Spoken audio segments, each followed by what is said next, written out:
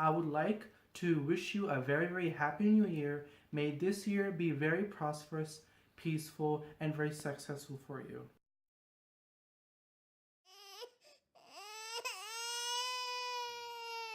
The topic of today's video is the myth of India's overpopulation, and me explaining and telling you why I believe that overpopulation in India is just a plain myth, just like that there's a man on the moon or anything like that. I'm going to tell you why I believe in this, and I hope by the end of the video your opinions would change and you would no longer look back at this fake news that you're getting on a day-to-day basis and actually look at the real facts and statistics to make your own opinions about any other topic in the world. So, first things first. The news of the birth of India's billionth baby came on headlines on 11th of May 2000. A girl named Astha Arora was named as India's billionth baby by the government of India. It was done by the government to spread the news in the country that population is starting to become a huge problem, which to some extent is true. But then over the course of years, when the other news came out that India's population is going to surpass China's by 2024, which is 5 years earlier than previously expected, the fake news quickly spread that India is dealing with overpopulation.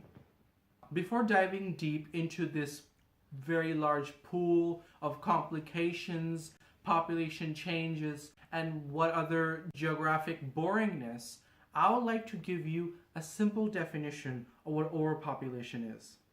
Overpopulation, as described by many people and many experts, is basically the phenomenon by which the population of a species, in our case, the citizens of India, surpass the sustainability of their ecological niche, which in our case is the country India, which is also my home country.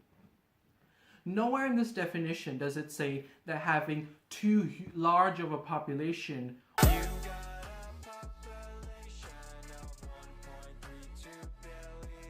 or a population that is growing very fast makes that region, or in our case India, very overpopulated. In order to make you understand this in a simpler way, I would like to talk to you about my 8 different criterion.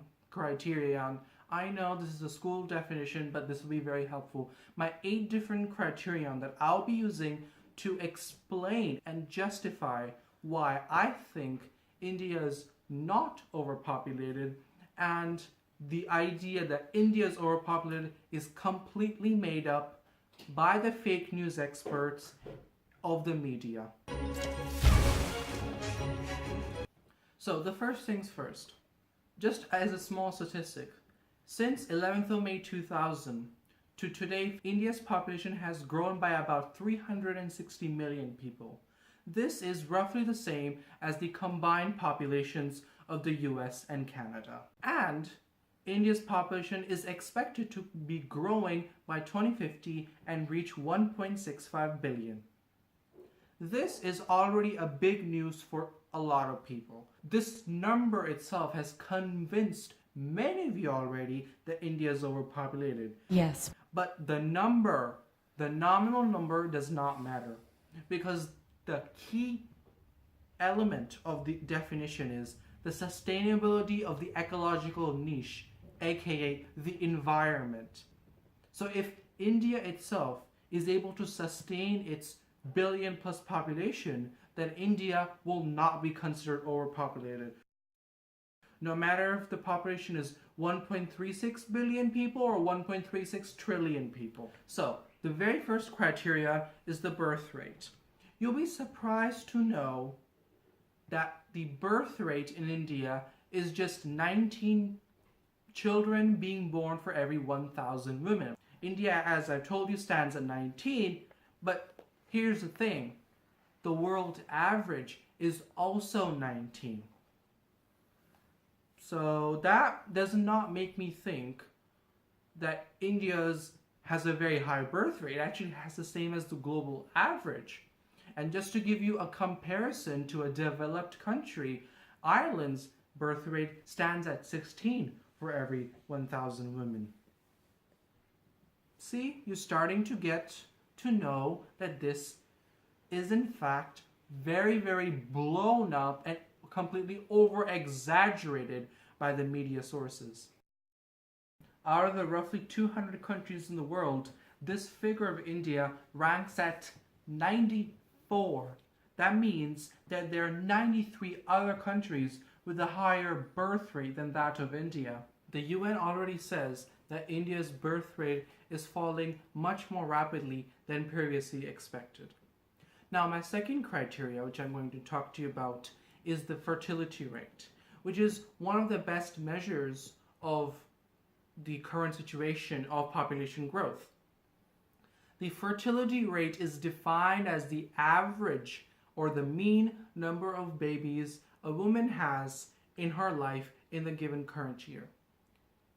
It is estimated that a fertility rate of 2.1 is necessary for a stable population.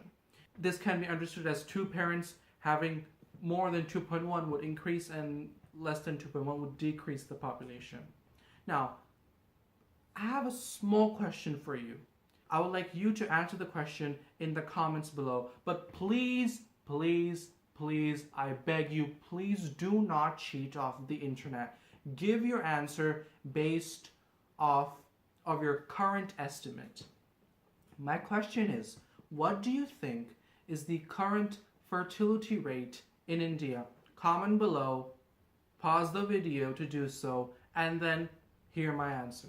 A little longer than a few minutes later. The actual figure for the fertility rate of India surprisingly stands at just 2.3, which is much, much lower than what you have predicted. As far as I can predict what you have predicted, you probably predicted somewhere around 3. That's my best guess. But now think for yourself, why did you predict such a high number? Which is completely different than the reality. And the reason behind this is you have been nicely fed by the fake news that you have got from your media sources or anywhere or anything else. This 2.3 figure is soon going to reach 2.1 as it's rapidly falling by 2025, meaning after 2025, two parents will be having less than 2.1 children and the population will tend to start decreasing. The effect will only be seen around 2050. This is a key factor to understand that if the fertility rate is below 2.1, there's absolutely no rabbit thinking reason of believing that a country with below 2.1 in the upcoming 6 years is now overpopulated. This makes no sense at all. The next criterion, criteria 3, is the growth rate of India's population. Just to tell you, the growth rate of last year, 2018, for the world's population was 1.09%. On the other hand, India's growth rate was a very, very high 1.11%. Wait, what? Yeah, that is the reality. India's growth rate was almost the same as the world's average growth rate. And if that is the case, then there is no reason to believe India is overpopulated. If India is growing at almost the same rate as the world's population, and if India's population growth rate is going to soon dip below the world's population growth rate, then there's no reason to believe in the fake news that has been fed you like a lot of oil. Growth rate and fertility rate I kind of summed up in my 4th criteria, which is the demographic transition phase. The UN already says that India's birth rates are falling very rapidly because India's death rates have been falling continuously since all the way back into the 1980s. The current situation shows that India is in stage 3, meaning late expansion of its population. India is likely to enter stage 4 by 2040, which means surpass 2040, its population growth rate will be way well below 0.5%, meaning that its population will be considered relatively stable. But here's the catch. Back into criteria 2, I told you that India's average fertility rate is 2.3. But the thing is, that is the mean value. 60% of India's population currently already has a mean of 1.9. The remaining 40% has a mean of 3, which is the reason behind the mean of India to be 2.3. So if more than half of India's population has already gone below the 2.1 replacement level fertility rate, then this is very concerning. You see, only the mean value is not what counts. The median value also counts. And when you have more than half of a country's population below the fertility rate, I mean, as a comparison, this is almost the same figure as the United States. 60% of India's population has almost the same fertility rate as the United States of America. But the thing is, Americans are like 35 times richer on per person income than these 60% Indians, which is very concerning, because if India's population dips and start decreasing before its incomes reaches even half as much as America's, then Indians can totally forget about their country becoming an economic or any possible type of superpower in the upcoming future. If Indians, including me, want their country to become a superpower, then they need to make sure that the at least thing to be done, at least, is that the population remains stable and young. As a suggestion, it's actually time to quit subsidizing family planning programs in India and start taxing them, just like many other countries in the world have started to do. Because if you look at Japan, for instance, they actually now have bonuses for having more than a certain number of children. This could soon become a reality in India. I'm not saying it's going to happen in the next decade. It might start happening in 2040. But the thing is, if we're going to fasten the decrease of the birth rate and make it fall faster than it naturally would have, then it always makes sense that you slow it down further when it already reaches 2.1. And this continues to happen, then this will be very catastrophic results. Because the thing is, demographic transitions are very slow. No one back in 1980 thought that the China's one-child policy would result into the 4-2-1 problem, where one grandchild has to take care of his or her 2 parents and his or her 4 grandparents. This is already started to see as a big problem. This could become India's reality, although not to this much of an extreme extent. But the thing is, when the time does come, most of Indians will probably be at the median age of 65 in the late part of the 21st century. But no one thinks of the future. Everyone wants things to be done in the upcoming decade. But if India's population is stabilized forcefully in the upcoming decade, then the decade afterwards will be very painful, will be very catastrophic, and be very, very irreversible. It's almost completely impossible to lift up the fertility rate if they dip below 2.1. But it's always possible to get them to dip below 2.1. So there's a thing to be considered here. A little later. The next criteria that pretty much is also a big factor in defining overpopulation is the country's population density. The thing is, no matter how big of a population you have, if you have a large area to support them, then you don't have a big problem at all. Now, India's population density stands at around 412 people per square kilometer. Sorry if you're American and using miles, but I stick to kilometers squared. So if you want it in miles squared, please do your separate calculations. This figure is the same as the population density of the Netherlands. Yes, the Netherlands. The Netherlands is equally as densely populated on average as India. But wait a minute. If India is overpopulated, the why isn't the media talking about the Netherlands being overpopulated? Well, there's one simple answer. Netherlands does not have 1.36 billion people. It's India that has 1.36 billion people. See, that's the thing. The population itself does not matter. I'm saying it again and again.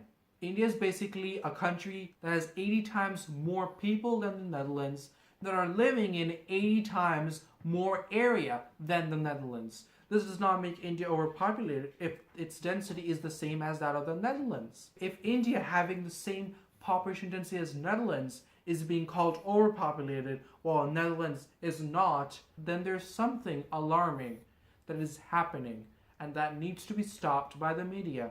Because bad news about easily understood figures as 1.36 billion people make a lot of money, but comparing population densities that has not been taught about doesn't go well. Money always wins. That's why money is crushing good news and real news for bad and fake news. If the only Indian family in The Simpsons is a person who has 8 octuplets, then I'm pretty sure that's not a very good impression of India back in America or anywhere else in the world to begin with. The next criteria is the available arable land. The thing is, if you want to sustain your population, you have to feed them. You have to have enough resources for them. And one of the resources is having arable land that is suitable for growing crops, aka farming. So, it'll be surprising for you to hear that India has the most arable land in the world than any other country in the world. It has more arable land than even the USA by about 6% and more than China. Yes, India has more arable land than China. The thing is, the productivity level in India is not as high as China. So at the moment, it's able to sustain its population. Roughly, yes, there are more things than needed and there are fewer things than needed, but overall, India is able to self-sustain its population in terms of food production. And here's the thing, if the Indian government is able to help technology initiatives that are able to increase the productivity of food production in India, then India will, wait for it, quadruple its food production in the upcoming years. Oh, I didn't know that. Probably you didn't know that either. But see, that's the reality. India is the situation that is able to self-sustain itself for many years. The problem today is about renewable energy sources, which the government really needs to work hard on, which it is really trying to do so. Not the best, but they are working hard to get as much as renewable energy as possible in order to lower the pollution levels that have been caused by burning coal to generate electricity. Things are improving, but that does not mean that they're terrible. If they're able to self-sustain India's population in terms of energy needs, then India is not overpopulated. That included criteria 7 as well, which I forgot to mention, but doesn't matter. The last thing that wraps everything up, and is pretty much the bulk of my argument, is the overpopulation index. The overpopulation index includes factors that I have mentioned before in this video and all their small and major factors that I have not researched and not mentioned, and it compiles into an index and then lists all the countries in the world that it has calculated for and ranks them according to what it thinks is the most overpopulated to the least overpopulated country in the world.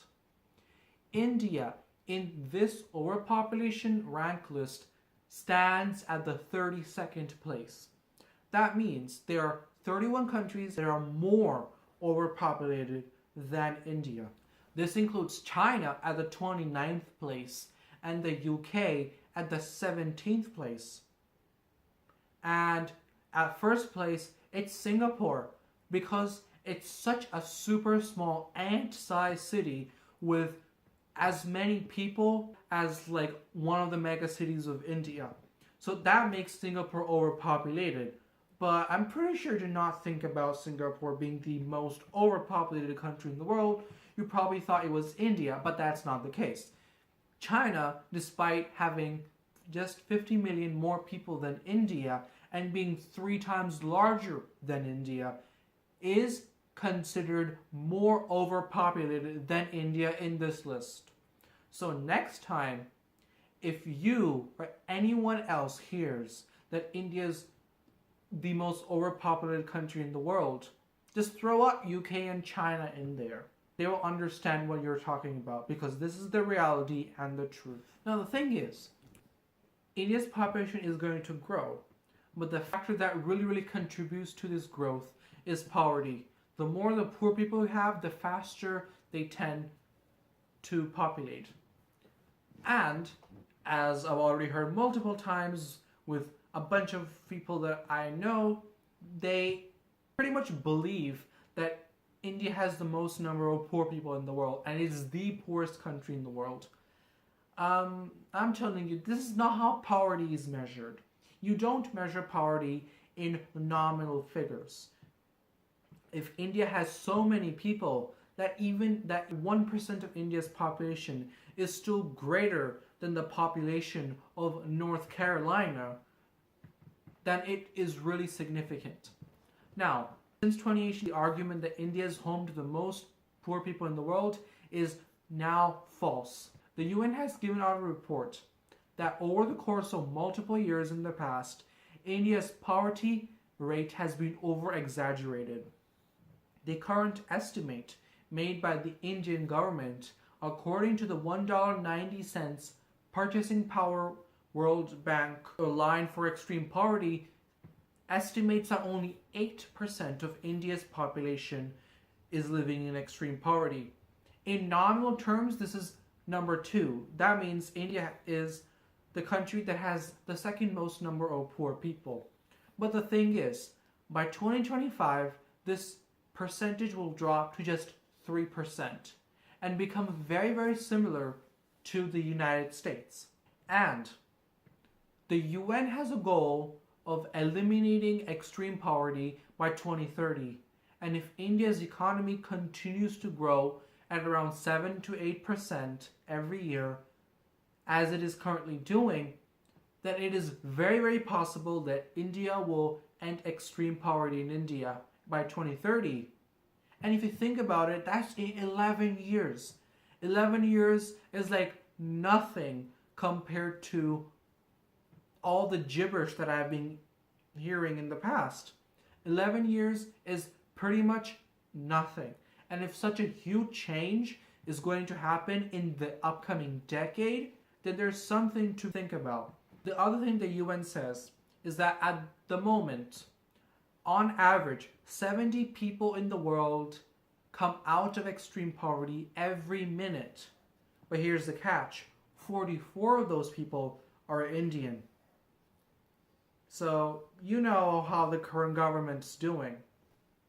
And if this 7 to 8% GDP growth rate has to be kept constant, then there needs to be a stable government in order to govern the country. At least a government that has a majority in the lower house of the Indian Parliament is needed at least to keep the country and the bureaucracy organized. And one way to do so is supporting the current Modi government and going against the coalition soup government. Because no matter who they are, if a government is a mishmash with a bunch of squash soups and so many different parties, then it will not go well at all. Because all those parties have their own different opinions and they will not be able to rule the country well and efficiently as a government with a majority. Therefore, it's very important that the upcoming elections decide a stable government, and if not, then all my facts and figures and the UN's expectations will be put and burned in the trash can. बनी रहे उन्नति की रफ्तार फिर एक बार मोदी सरकार। To conclude, I would like to say, yes, India's population is very high. Yes, it's growing at a very high number. But what I have told you already and explained, that the reality is that India cannot be considered as an overpopulated country. India is not overpopulated, and it's able to sustain its population with the resources that it has, especially food production. Now, at the end of the videos, I would like you to wish once again a very happy new year to you all. Please subscribe to my channel and click the notification button, and do comment below what you think should be the topic of my next video. I do tend to take a very long time to make these videos. It's because it takes a very long time to take facts and research. My last video was very long ago, but it was made after thorough researching. So, see you later. Bye.